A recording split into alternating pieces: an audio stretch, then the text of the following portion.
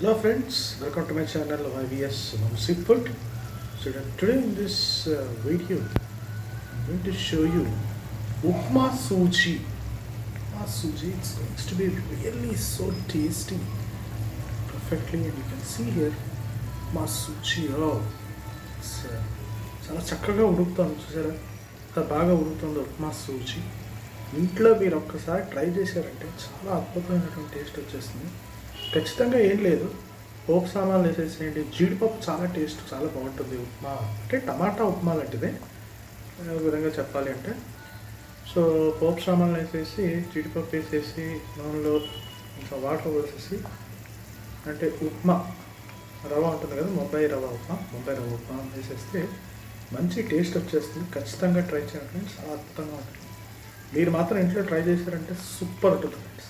So video ఎవరైతే చూస్తున్నారో like చేయండి, షేర్ చేయండి. Thank you.